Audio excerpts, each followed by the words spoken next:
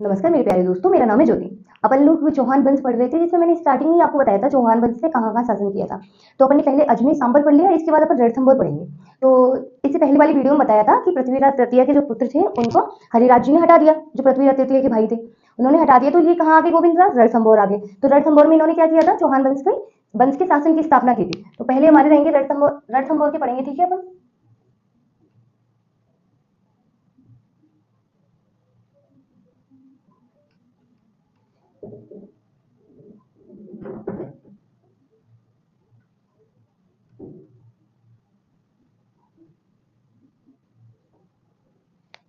तो 1194 ईस्वी में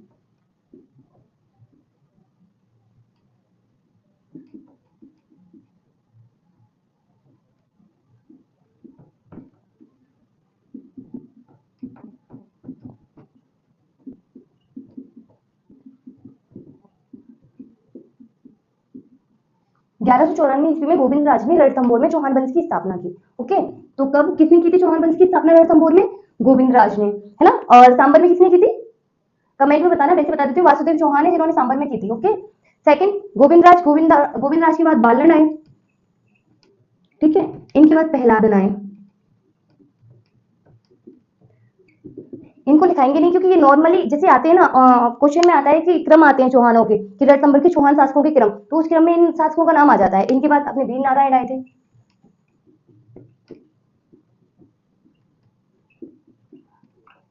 कौन कौन से शासक आए थे अपने? तो गोविंद राज जिन्होंने रणथंभौर में चौहान वंश की स्थापना की थी, बालन, पहलादन, वीर नारायण। वीर नारायण ने क्या किया था? इन्होंने दिल्ली, उस वीर नारायण के टाइम पे दिल्ली के सुल्तान इल्तुतमिश हुआ करते थे। इल्तुतमिश को तो सभी जानते हो, जिनकी पुत्री कौन थी? रजिया सुल्तान। मतलब एक महिला जिसने पूरी इंडिया पे शासन किया था, इंडिया की सुल्तान बनी थी, वो इल्तुतमिश की पुत्री थी। ओके, तो वीर नारायण दिल्ली के शासक,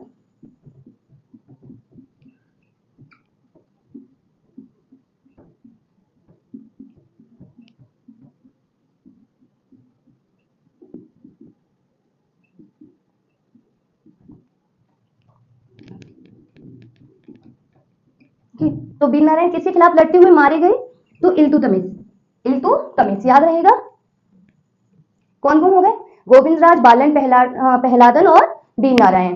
अब इनके बाद आएंगे अपने वीर नारायण के बाद बागभट्ट।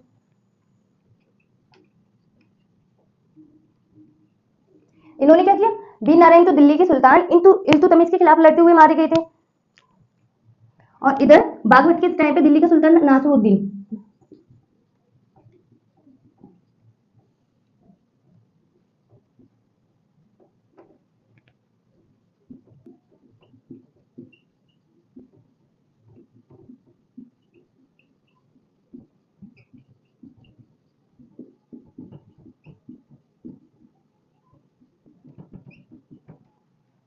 कि दिल्ली के सुल्तान थे नासिरुद्दीन, इन्होंने रणथंभौर पर काफी बार आक्रमण किए, लेकिन ये क्या रहे?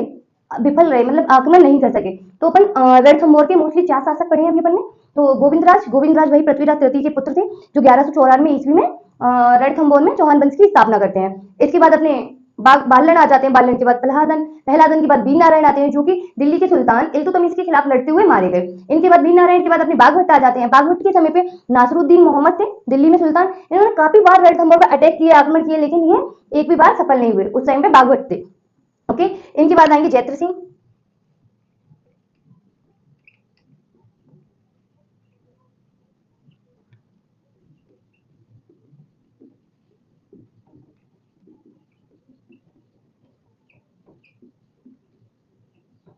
जैत्र सिंह ऐसे शासक रहे जिन्होंने रणथंभौर पर 32 वर्षों तक शासन किया था।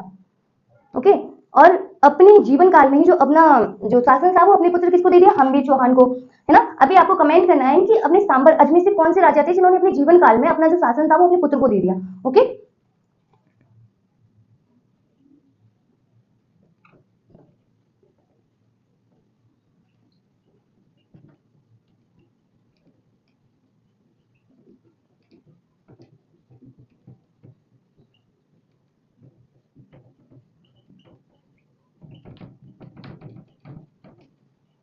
अपन ने अभी तक 5 राजा पढ़े, याद हो जाने चाहिए रणथंभौर में।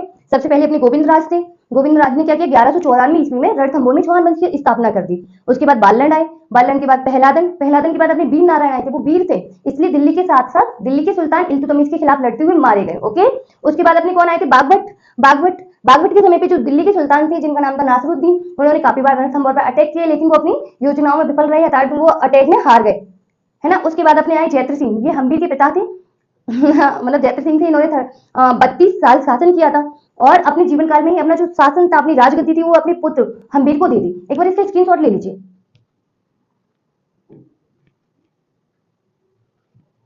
तो अब अपने राजा है हम्बीर, क्योंकि जैत सिंह ने तो अपनी राजगद्दी इनको दे दी हम्बीर को 32 साल बाद, तो अपने आए हम्बीर। इनका शासनकाल कब तक रहा, 1282 से 1301। हम्बीर एक ऐसे शासक थे जिन्होंने अपने शासनकाल में दिग्विजय नीति अपनाई। कौन सी नीति अपनाई थी,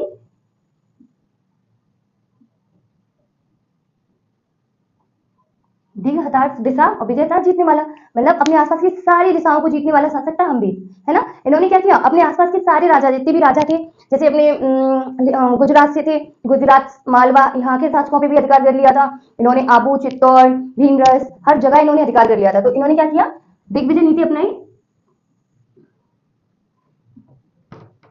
तो इसमें इन्होंने क्या किया, चित्तौड़ से थे समर सिंह,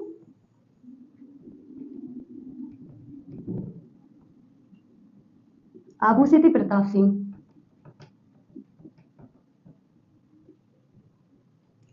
भीमरस से कौन थे, आबू से प्रताप सिंह, भीमरस से अर्जुन। कौन कौन थे, चित्तौड़ से समर सिंह, आबू से प्रताप सिंह और अपने भीमरस से अर्जुन, और एक थे भीम सिंह द्वितीय।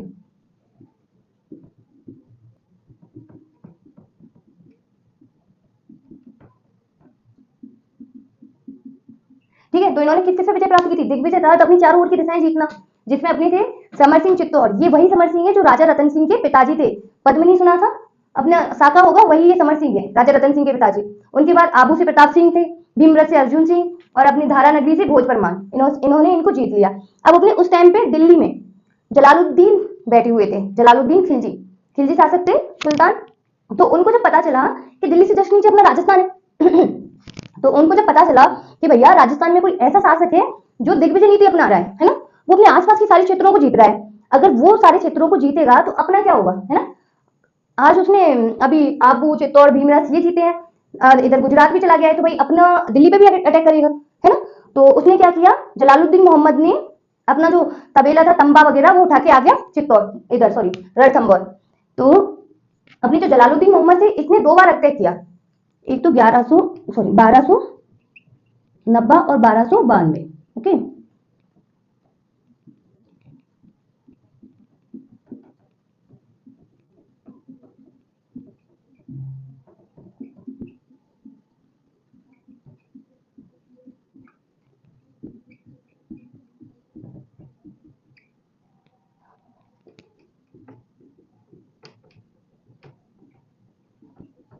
अब 1290 में जब जलालुद्दीन खिलजी आए थे आक्रमण के लिए, तो वो हार के चले गए, है ना। अब क्या हुआ, अपनी जो सेना थी उसको सौगंध वगुन दिलवा के आ गए भाई वापस, कि भैया 1290 में तो हम हार गए। अब एक साल इन्होंने कहीं अलग अटैक किया, जो हम आगे बताएंगे आपको 1291 में क्या गए। अभी 1292 में वापस आए तैयार होके कि अब तो कुछ भी हो जाए अपन रणथंभौर के किले को क्या करेंगे, जीत के ही रहेंगे। तो आ गए भाई। अब ये आए, भैया हमारा जो रणथंभौर का किला था वो इतनी ऊंचाई पे बना था कि ये यहाँ से वो भाटे फेंकेंगे ना, वो भी नहीं पड़ेंगे उधर।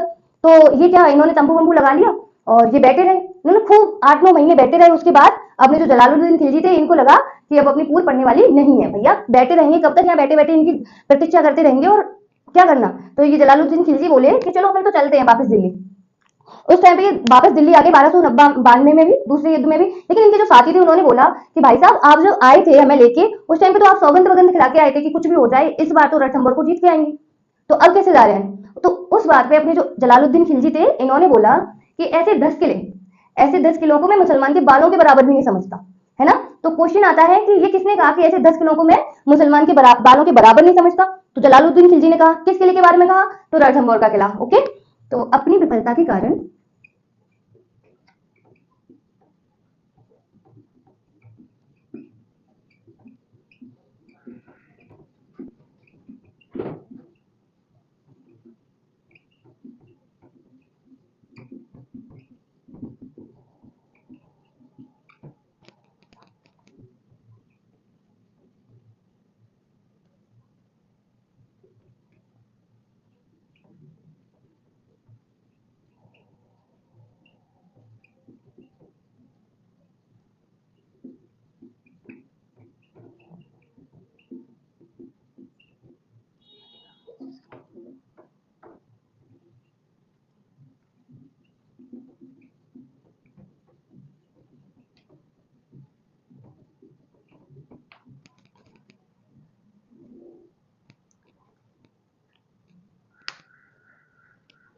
तो अपनी विफलता के कारण जब ये 1290 में विफल हो गए, फिर 1292 में आए, फिर भी हार गए, तो इन्होंने क्या बोला कि अपनी विफलता के कारण जलालुद्दीन खिलजी ने बोला कि ऐसे 10 किलों को मैं मुसलमान के बाल के बराबर भी नहीं समझता।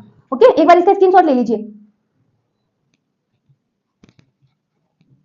अब अपन एक बार एक पॉइंट और लिख लेते हैं कि अपन को जलालुद्दीन खिलजी के आक्रमण की पता कैसे चला, कि भैया अपन को पता भी तो होना चाहिए कि कब हुआ आक्रमण, किसने, कैसे हुआ। तो एक हमारे राइटर थे अमीर खुसरो,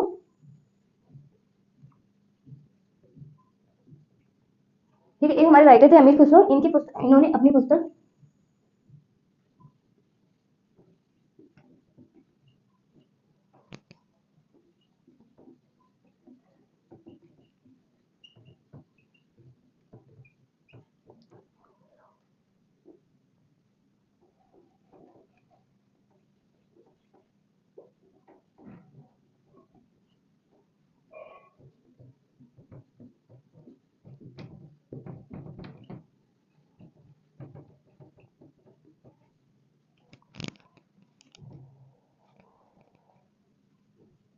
जलालुद्दीन खिलजी ने जो आक्रमण किया था उसकी जानकारी कहाँ से मिलती है? अमीर खुसरो की पुस्तक है मिफ्ता उल फुतूह। मिफ्ता उल फुतूह से जलालुद्दीन खिलजी की आक्रमण की जानकारी मिलती है। इसका स्क्रीनशॉट ले लीजिए एक बार। अब जलालुद्दीन खिलजी ये तो चले गए हार के बाद, अब आ गए अलाउद्दीन खिलजी। ये 1301 ईस्वी में रणथंभौर पे क्या कर देता है? अटैक।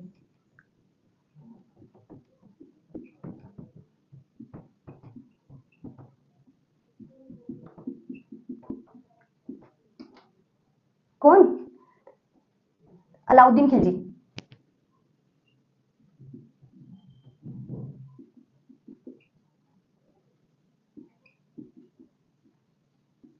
तेरह सौ एक ईस्वी में रणथंभौर पर आक्रमण कर देता है अलाउद्दीन खिलजी। ठीक है, अलाउद्दीन खिलजी जब आक्रमण करता है तो आक्रमण के कुछ कारण भी होंगे। ये अलाउद्दीन खिलजी ऐसा शासक था जो अपने आप को सिकंदर मानता था। कौन मानता था? सिकंदर, है ना। मतलब ये चाहता था मैं पूरी दुनिया पे विजय प्राप्त करूं, सिर्फ भारत पे नहीं। तो किसी ने इसको बोला कि भाई तू दुनिया पे तो विजय प्राप्त करने चला है, इसलिए पहले पूरे भारत पे तो कर ले। तो एकमात्र ऐसा शासक जिसने भारत पे विजय, दक्षिण भारत में गया था, ये स्टार्टिंग दक्षिण भारत में इसी ने की थी। तो दक्षिण भारत नर्मदा पार करने जाने से पहले किसी ने बोला भैया कि ये राजस्थान है अपना, राजस्थान में एक शासक है जिनका नाम है हम्बीर, तो आप पहले हम्बीर को हराइए, उसके बाद में कहीं जाइए। तो इन्होंने सोचा कि चलो भैया हम्बीर को हराने चलते हैं। तो क्या कारण, पहले कारण पढ़ लेते हैं। अलाउद्दीन कैसे गद्दी पाए? इन्होंने अपने चाचा जलालुद्दीन खिलजी को मार दिया और उनके जगह पर खुद शासक बन गए। अब इसके बाद कारण है कि रणथंभौर का किला था,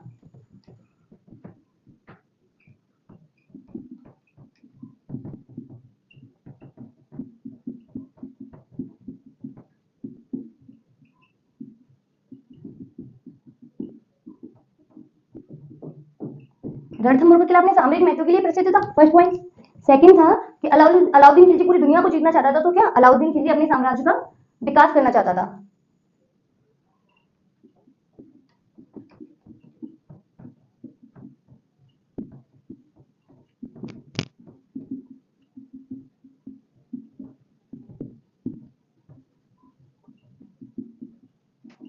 ठीक है, खिलजी साम्राज्य का विकास करना चाहता था।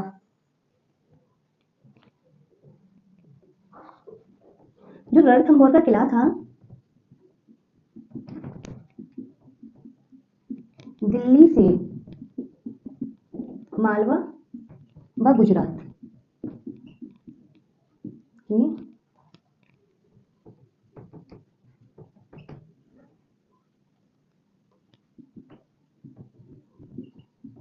ठीक है, तो ये जलालुद्दीन खिलजी था। 1301 ईस्वी में रणथंभौर पर अलाउद्दीन खिलजी ने आक्रमण कर दिया। अब आक्रमण किया, इसका क्या कारण था? पहले तो इन्होंने क्या किया, अपने चाचा को मार के तो सम्राट बन गया। और अलाउद्दीन खिलजी था एक ऐसा शासक था जो चाहता था कि मैं सेकंड सिकंदर हूं, बताता था कि मैं सेकंड सिकंदर हूं। इसके बाद खुल नहीं रहे, ठीक है। तो इन्होंने रणथंभौर पे, किसी ने बोला कि भैया आप पूरे विश्व पर विजय प्राप्त करने से पहले इंडिया पे विजय प्राप्त करो। इंडिया में भी आप अभी दक्षिण भारत को छोड़ रहे हो, और दक्षिण भारत पे जाने से पहले आपको एक राजस्थान में अपना शासक है, राजस्थान में हम्बी चौहान है, उनको आप पहले हराइए, फिर बाद में जाओ। तो जो अपने जलालुद्दीन थे उन्होंने क्या किया, एक तो अपना जो कारण क्या था कि जो रणथंभौर का किला था वो अपने सामरिक महत्व के लिए प्रसिद्ध था। सेकंड, ये जलालुद्दीन खिलजी क्या करना चाहता था, सॉरी अलाउद्दीन खिलजी अपने साम्राज्य का विकास करना चाहता था।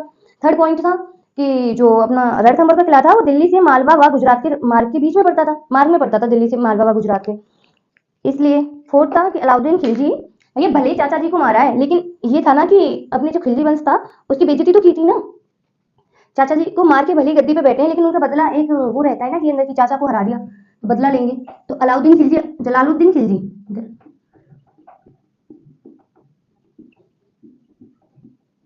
खिलजी की हार का बदला लेना चाहता था।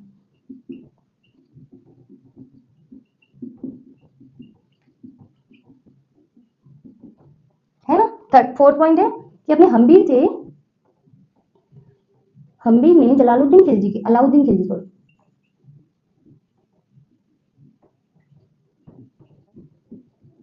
खिलजी के विद्रोही, नाम क्या था, मोहम्मद, मोहम्मद शाह और केबरू, क्या था, केबरू,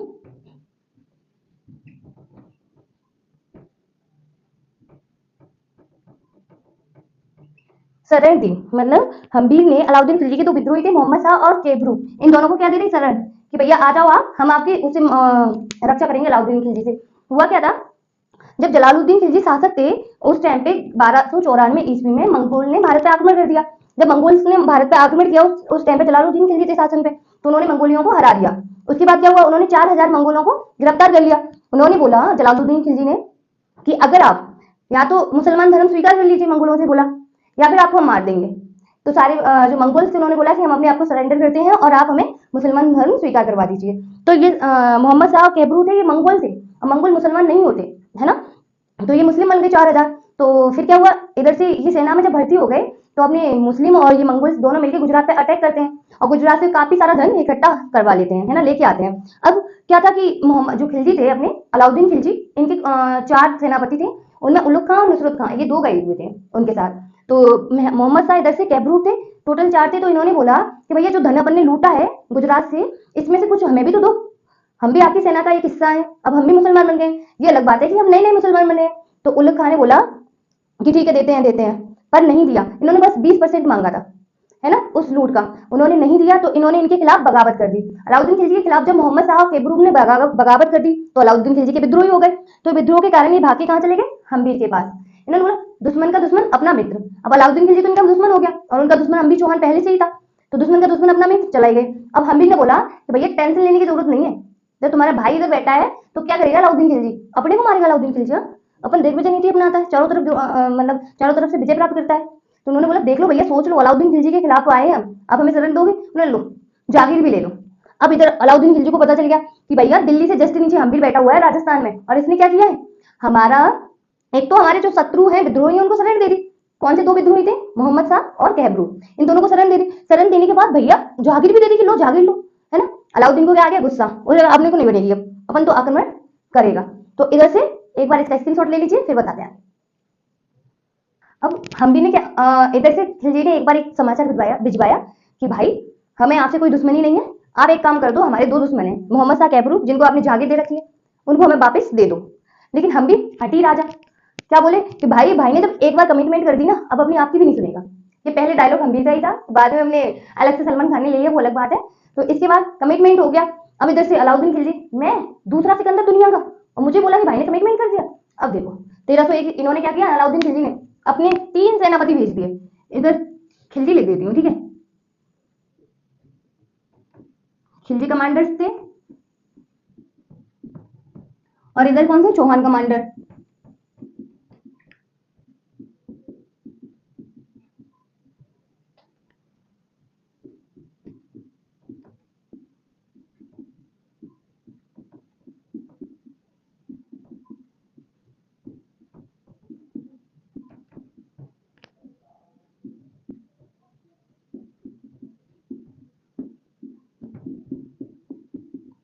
ठीक है, भाई के 4 कमांडर थे, उसमें से 3 भेज दिए, नुसरत उलुग अलफ, 3 कमांडर भेज दिए।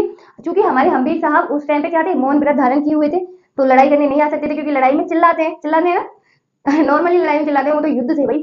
तो इन्होंने भीम सिंह और धर्म सिंह 2 सेनापति भेज दिए। अब क्या हुआ कि उस टाइम पे ऐसे बोला जाता है ना कि अपन जब जो किसी चीज पे आक्रमण करते हैं उससे पहले उसकी जो की होती है उस पर आक्रमण करना होता है। तो एक झाइन किला था, झाइन,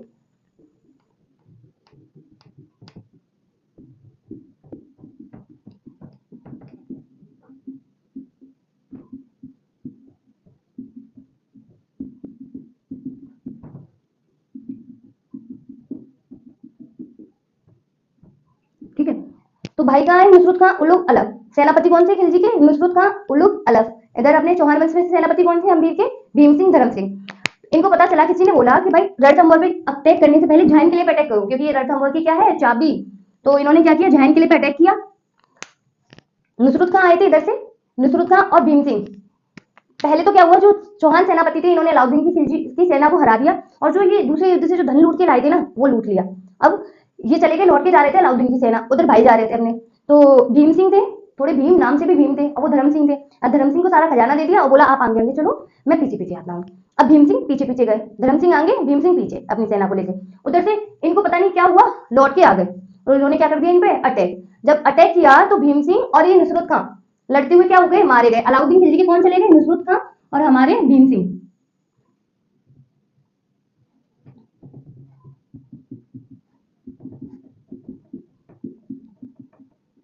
ठीक है, तो अलाउद्दीन खिलजी और नुसरत भीम सिंह क्या हुए, लड़ते हुए मारे गए, दोनों की जीवन लीला समाप्त हो गई। ठीक है, अब क्या हुआ, धर्म सिंह को पता चला भैया अटैक कर दिया, ये भी आ गया। जब ये आया तो इसने इनको भगा दिया, इस युद्ध में ये जीत गए ना। अब ये चला गया हम्बीर चौहान के पास। अब हम्बीर हम्बीर को लगा कि इसने कुछ तो घोटाला किया है, नहीं ये बच गया वो मर गया, ऐसे कैसे हो सकता है। तो हम्बीर ने क्या किया, सेनापति के पद से हटा दिया, सेनापति के पद से हटा दिया। जब धर्म सिंह को सेनापति के पद से हटा दिया तो इनकी जगह भी तो किसी को देंगे, इनके स्थान पर किसको रख दिया, भोज को। बोला भाई भोज आज से तुम सेनापति हो। कौन हो तुम, सेनापति। अब धर्म सिंह और जो भीम सिंह थे वो दोनों तो भैया पहले से सेनापति थे, काफी युद्धों में लड़ रहे थे, तो उनको नॉलेज थी कि भाई सेनापति में कैसे जाएंगे, मतलब क्या क्या काम करने होते हैं, कैसे करेंगे अपन, सारा कुछ मैनेज कैसे करेंगे। अब इधर भैया भाई आया था न्यू न्यू, अब इससे क्या नहीं हो रहा था, मैनेज नहीं हो रहा था भोजराज से। उधर क्या थे, धर्म सिंह गए कि देखो सर, मैं आपका बरसों से सेनापति रहा हूँ, वापस मुझे अपनी सेना में ले लीजिए। और भोज से तो भैया नहीं हो रहा, संभल नहीं रहा सारा काम, मैं संभालूंगा, मेरे को आता है सारा कुछ, आप टेंशन ना लो। हाँ, हम्बीर को लगा कि भाई हाँ कुछ बोल रहा है, सही बोल रहा होगा। तो हम्बीर ने क्या किया, वापस भोज को हटा के धर्म सिंह को सेनापति बना दिया। यूं तो दिल में कसक सी तो रही जाती है कि मैं इतना प्रतापी शासक, भाई साहब ने मुझ पे शक किया, तो अंदर जलन सी आ गई, और जलन आ गई, सेनापति बन गए, काम तो अपना अच्छे कर रहे हैं। लेकिन हम्बीर यूं तो भाई जो जनता थी उसमें लोकप्रिय थे हम्बीर, कि जनता किसी किसी भी जनता से कुछ भी पूछो हम्बीर के बारे में तो भाई तौबा तौबा कभी गलत नहीं बोल सकते, है ना। तो इधर इन्होंने सोचा कि जनता की नजरों में क्यों ना थोड़ा थोड़ा बुरा बनाया जाए। तो जो ये धर्म सिंह थे तो उन्होंने बस ज्यादा कुछ नहीं किया, जनता पे टैक्स बढ़ा दिया। हालांकि टैक्स उस टाइम पे सही था, क्योंकि जब अपन किसी जनता पे टैक्स बढ़ाते हैं, किसी भी राजा पे युद्ध की स्थिति आ जाती है, तो अपना जो जो हमारा ये खजाना होता है वो कम ना हो, हमें किसी भी चीज की जरूरत ना पड़े, इसलिए हम जनता पे टैक्स बढ़ा दिया करते थे, हम मतलब राजा। ओके तो राजा टैक्स बढ़ा दिया करते थे, इधर धर्म सिंह ने टैक्स बढ़ा दिया। तो यहाँ पे झाइन किला रणथंभौर की चाबी बोला जाता है। और युद्ध में कौन मारे गए, युद्ध में नुसरत खान खिलजी टीम और भीम सिंह चौहान टीम।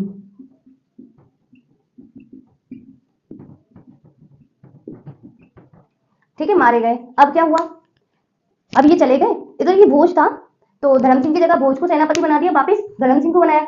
तो भोज को गुस्सा आ गया, भाई पहुंच गया अलाउद्दीन के पास, अलाउद्दीन क्योंकि लौट गया था, ये नुसरत खां खत्म हो गए थे, तो ये लोग लौट के नहीं आए। ये बोला कि आप एक बार अटैक करने के बाद क्या कैसे सुल्तान हो, आप अपने आप को सिकंदर कहते हो कि आप जब हम्बीर चौहान पे रणथंभौर पे एक बार अटैक करने के बाद वापस गए ही नहीं, ये कोई सुल्तान मुल्तान नहीं होता।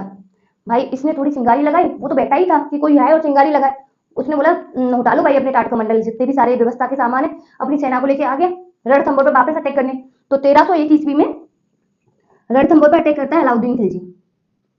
ठीक है, उस समय क्या होता है, करा 9 महीने तक अलाउद्दीन खिलजी बाहर बैठे रहे, क्योंकि रणथंभौर कोई ऐसा वैसा किला नहीं था कि अंदर से गेट लगे हुए थे, कोई भी जैसे जो खिलजी की सेना थी वो उधर नहीं जा सकती थी, क्योंकि इतनी ऊंचाई पे बना हुआ था रणथंभौर। उसके बाद अलाउद्दीन खिलजी जब परेशान हो गया, इसको लगा भैया 9 महीने हो गए, अपन से हम्बीर चौहान का कुछ नहीं हो सकता, क्योंकि उस टाइम पे जलालुद्दीन खिलजी लौट गया था, लेकिन इधर हम ये अपने अलाउद्दीन खिलजी थे सिंह की तरह, ये बलवान होने के साथ साथ लौंडी की तरह चालाक भी थे। बोला भाई चाचा वाली गलती नहीं करूंगा, वापस लौट के नहीं जाऊंगा। अब पता कैसे चले कि अंदर कितना खाना है कितना पीना है, समझ लो, और हम तो और रुक जाएंगे क्योंकि बाहर बैठे हुए हैं, अब अंदर का तो पता चले क्या। तो इधर से भाई ने बोला एक संधि पत्र भिजवाया कि हम संधि करना चाहते हैं हम्बीर चौहान से। अब उधर से हम्बीर चौहान के 2 सेनापति थे, रणमल और रतिपाल। इधर से कौन आया, रणमल। ओके, रणमल आए संधि करने के लिए, किससे, रतिपाल आए, सॉरी। सेनापति थे हम्बीर के रतिपाल, भेजा गया जाओ जाके देख के आओ क्या संधि करना चाहते हैं वो। इधर रतिपाल जब किसके पास आए, खिलजी के पास आए रतिपाल, तो क्या हुआ, खिलजी ने बोला कि भाई मैं कोई संधि बंदी नहीं कर रहा, मैं तो तुझे समझा रहा हूँ, अगर क्या ये संधि बंदी करता फिरता है, अच्छा लगता है तो तेरी पर्सनैलिटी देख एकदम राजा की जैसी, राजा की जैसी। हम्बीर चौहान तो तेरे इर्द गिर्द भी नहीं है, पर है क्या, तू उसका सेनापति है, बाकी सेनापति है, इसलिए सेनापति तो तुम हो, इसलिए वो राजा है। संधि कर ले मेरे से, तू आजा मिल जा मेरे से, और क्या मैं तुझे हम्बीर की जगह तुझे राजा बना दूंगा। भाई की आंखों में लालच लप लप आ गया कि भाई मुझे जीतना है, ठीक है, को लालच आ गया कि अपन बन सकते हैं, तो इन्होंने बोल दिया खिलजी से, हाँ जी मुझे क्या करना चाहिए। तो खिलजी ने बोला कि तुम अकेले काफी नहीं हो, एक जने को और मिलाओ। तो रतिपाल बोला कि हाँ एक है ना रडमल, रणमल, रणमल को मैं मिला लेता हूँ। अब दोनों आए तो पहले तो खिलजी ने पूछा कि भैया कितने टाइम का आपके यहाँ खाना रह गया, आप ये बताओ। तो उसने बोला कि खाने की तो हमें कोई टेंशन ही नहीं है, खाना पीना सारा कुछ, कितने भी साल तुम बैठे रहो, भले तुम 5-6 साल बैठे रहो, हम तो 5-6 साल तक अच्छे से खाना पीना रखा है हमारे यहाँ, कोई टेंशन नहीं है। इसीलिए हम भी नहीं है, वो हम भी साथ साथ किसी किसी चीज के लिए तो होगा। अब भाई खिलजी को थोड़ा सा घबराहट हुई कि भाई इतना सारा खाना पीना क्या किया जाए। बोला अगर तुम अगले राजा बनोगे तो थोड़ा बहुत तो माइंड लगाओ, कुछ तो होगा, तुम्हें पता होगा कि कौन सी कमजोरी है उनकी, क्या करना चाहिए।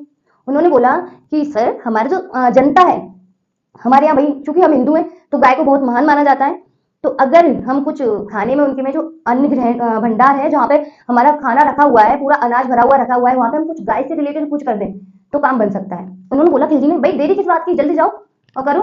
तो रणमल और रतिपाल ने क्या किया, जो वहां पे जो इकट्ठा रखा हुआ था अपना अन्न भोजन की व्यवस्था रखी थी बहुत सारी, उसमें क्या कर दिया, गाय की हड्डियों के चूरन मिलवा दिए। भाई हड्डियां मिलवाई तो हड्डियां उठा के एक साइड कर दो, जितना अनाज में मिलाया उसको हटा दे, तो उन्होंने तो गाय की हड्डियों का चूरन मिलवा दिया, है ना। और पानी पीने के लिए तालाब थे, तालाब में गाय की हड्डियों के खून डलवा दिए। इधर जनता बावली हो गई कि भैया कुछ हो जाए हम ये नहीं खा सकते, ना ही पी सकते, कौन पी लेगा कौन खा लेगा। इधर खिलजी को क्या मिल गई, एक ताकत मिल गई कि हाँ अब तो जल्दी से जल्दी दरवाजा खुलेगा और अपन क्या करेंगे, अटैक। तो इधर जब रतिपा रणबन ने ये सारा काम करके गाय की हड्डियों का चूरन मिलवा दिया, रक्त डलवा दिया उसमें तालाबों में, तो जनता के पास कितना स्टॉक था, जो भी स्टॉक था उसमें खत्म हो गया। फिर ये राजा थे, राजाओं के पास स्टॉक था, हम भी चूंकि राजा था तो राजा का कर्तव्य होता है कि खुद से पहले प्रजा, अपना सारा स्टॉक दे दिया। अब हम भी बैठे हुए थे, अब उनकी एक रानी थी रंग देवी, वो गई गुस्से में कि क्या ये क्या चल रहा है। जनता बोल रही थी कि अब हम भूखे मरने से अच्छा है हम युद्ध करके मरेंगे, पूरी सेना बोल रही थी युद्ध करेंगे खिलजी के खिलाफ, लेकिन हम भी हाँ नहीं कर रहे थे। तो रानी गई रंग देवी कि चल क्या रहा है, मतलब तुम्हें कितने प्रतापी शासक को ज्यादा वो बन रहे हो, तो लो ये चुड़िया तुम पहन लो, मैं जाती हूँ युद्ध में लड़ने के लिए, है ना। उस टाइम पे अपने हम्बीर को मतलब हम्बीर एक टेंशन में बैठे हुए थे, उन्होंने बोला कि मरने से डर नहीं लगता, मरने से डर नहीं लगता, डर लगता है। उस टाइम पे क्या था, उनकी 16 वर्षीय बेटी थी, उनकी 16 वर्षीय बेटी थी जो जिनका विवाह नहीं हुआ था। जब अटैक हुआ करते थे तो राजा क्या करते थे कि उनकी जितनी भी अविवाहित कन्या हुआ करती थी उनको गुप्त रास्ते से निकाल दिया करते थे, नानी मामी मौसी इनके घर पे निकाल दिया करते थे ताकि उनका विवाह किसी और राजा से करवा दिया जाए। अब उनका विवाह तो करवा नहीं थे रहे ऐसी स्थिति में, और वो बाहर भी नहीं निकाल सकते। अब बोल रहे थे अगर मुझे हम लोग युद्ध में जाते हैं तो इसका क्या होगा, देवल दे था, देवल देगा क्या होगा, क्योंकि महिलाएं तो केसरिया कर लेंगी। राजपूतों में प्रथा थी कि जिस लड़की का विवाह नहीं हुआ होता वो केसरिया नहीं कर सकती, सॉरी जौहर नहीं कर सकती, मतलब अग्नि को अपने आप को सुपुर्द नहीं कर सकती।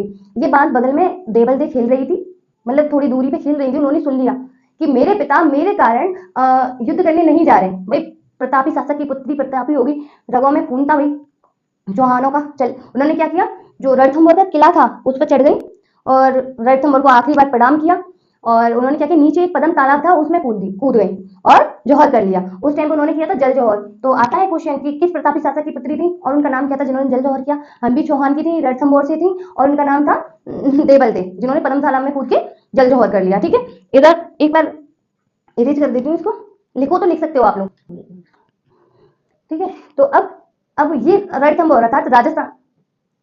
अब क्या हुआ, जब उन्होंने देवल दे ने पदम तालाब में कूद के जल जौहर कर लिया तो हम्बी ने क्या किया। अब साका पहले बता देती हूँ, साका क्या होता है, जिसमें पुरुषों द्वारा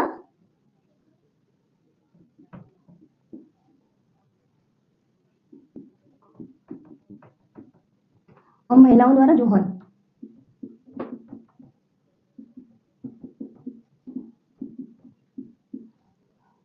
जिसमें पुरुषों द्वारा, साका किसको बुलाते हैं, पुरुषों द्वारा केचरिया किया जाए और महिलाओं द्वारा जौहर। अर्थात जब कोई शासक आक्रमण कर देता है दूसरे राज्य का और अपने आप को ऐसे लगता है कि अब अपना कुछ भी नहीं हो सकता, उस टाइम पे पुरुष क्या करते हैं, केसरिया कपड़े पहन के युद्ध में कूद जाते हैं और इधर इनको पता चल जाता है, इनको खबर आ जाती है कि अब अपन युद्ध हारने वाले हैं, तो महिलाएं क्या करती हैं, जौहर कर लेती हैं, अर्थात अग्नि को प्रज्वलित करके अग्नि में कूद जाती है। ओके, तो केसरिया जौहर पता रहेगा। अब इधर 1301 ईस्वी में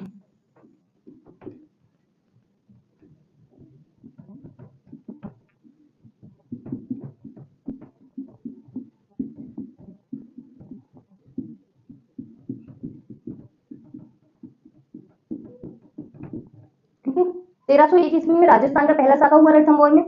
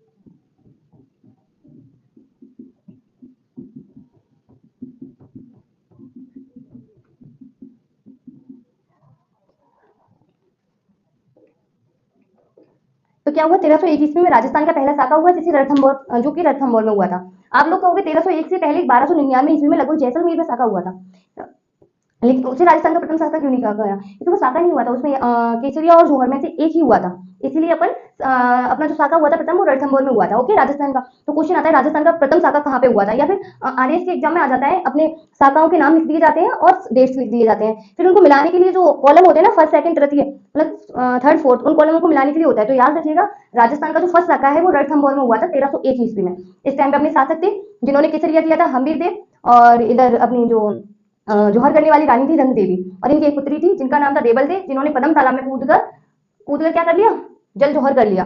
रतिपाल रणमल ने क्या दिया, इनसे विश्वासघात कर दिया, है ना। हम भी चौहान थोड़े ज्यादा बड़े हैं, वीडियो लंबी हो जाएगी, तो अपन इस वीडियो को आगे कल कंटिन्यू करेंगे, है ना।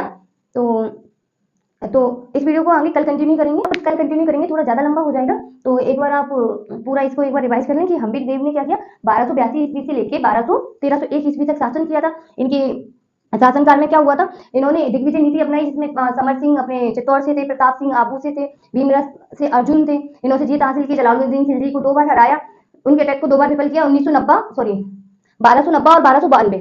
इन 2 में तो जलालुद्दीन खिलजी ने अपनी विफलता के कारण बोला कि मैं ऐसे 10 किलों को मुसलमान के बालों के बराबर भी नहीं समझता। इसके बाद अलाउद्दीन खिलजी आए। अलाउद्दीन खिलजी के मुख्य कारण रहे कि वो अपने साम्राज्यवादी नीति का विस्तार करना चाहता था, और चूंकि दिल्ली जो अपना रणथंभौर का किला था वो दिल्ली से मालवा और गुजरात के बीच में पड़ता था, इसलिए वो आक्रमण कर रहा था कि इस किले को जीत लिया जाए तो बेटर रहेगा। इसके बाद वो अपने चाचा जलालुद्दीन खिलजी की हार का बदला लेना चाहता था, अलाउद्दीन खिलजी, है ना। इसके बाद इन्होंने, अलाउद्दीन खिलजी के 3 सेनापति थे, नुसरत खां, अलग खां, उलुग खां, और इधर से अपने कौन थे, भीम सिंह और धर्म सिंह। और जब इन्होंने क्या किया, जब नुसरत खां, अलग खां, उलुग खां जब लड़ाई करने के लिए, युद्ध करने के लिए आए थे, तो इधर से नुसरत खां और हमारी तरफ से भीम सिंह युद्ध में लड़ते हुए मारे गए। इसके बाद वापस से धर्म सिंह को गद्दी से हटा दिया गया, इनकी जगह पर किसको ले लिया, भीम सिंह को जब वो सेनापति बनाया गया, तो इनसे कुछ नहीं हुआ। उसके बाद जो अपने धर्म सिंह थे, वो धर्म सिंह वापस आ गए, और वापस आने के बाद इन्होंने जनता पर टैक्स बढ़ा दिया। टैक्स बढ़ाने के बाद अपने वो चले गए खिलजी के पास, और खिलजी से बोला कि आप सुल्तान बनने की बात करते हो, हम्बीर को तो हरा ही नहीं सकते।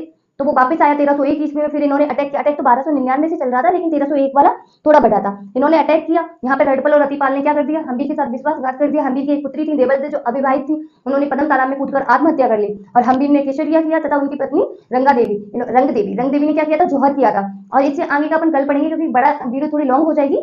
तो अगर आपको वीडियो अच्छी लगी है तो चैनल को सब्सक्राइब, लाइक एंड शेयर जरूर कीजिएगा। Thank you.